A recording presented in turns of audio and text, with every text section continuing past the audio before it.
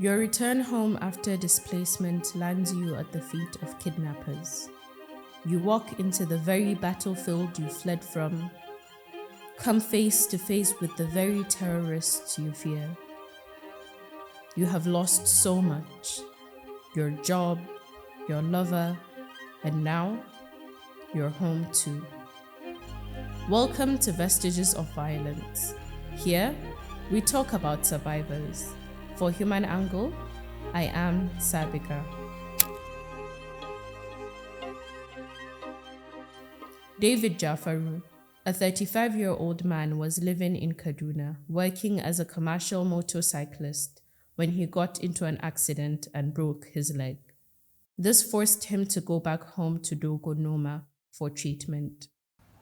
Dogonoma, a village in southern Kaduna, northwest Nigeria, had been peaceful, with the villagers living a simple life until terrorists attacked it in 2018.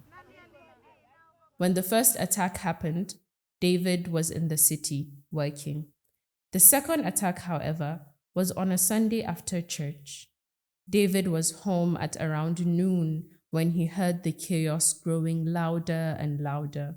His family ran as far as they could, leaving him behind with an injured leg as he limped into hiding in the bushes around his home. The invaders came on bikes with about 3 people on each bike and attacked everything in their path.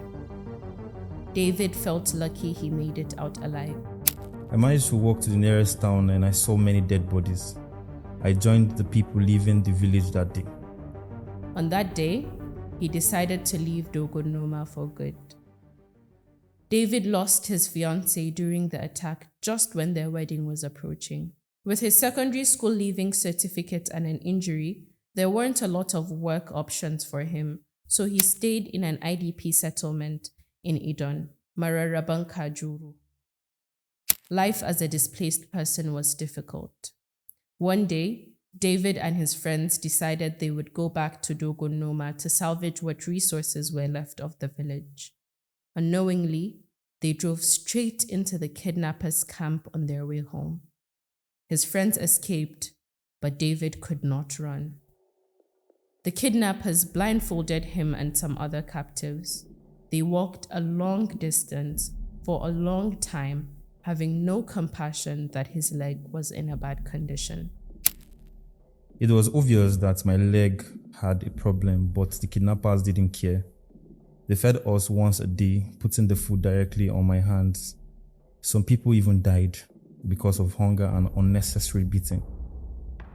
David spent almost a month in captivity until his family paid the ransom of 480,000 naira. David's health declined after the incident, and he spent a few months nursing his body before he received a call from his friend asking him if he was healthy enough to work. Today, he earns 30,000 naira monthly working in a paint company in Abuja, but the cost of his feeding and transportation consumes most of his money.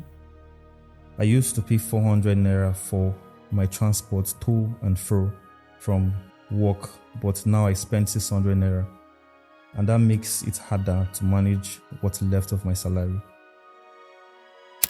David is still haunted by what he went through. He worries about his future, what life holds for him in a difficult economy and uncertain safety. In the next episode of Vestiges of Violence, we will tell the stories of members of the Hausari community who were forced to endure the horrible stench of corpses that added to the statistics of missing persons dumped at the Borno State Specialist Hospital. In order to protect the identities of survivors, we use voice actors for this episode.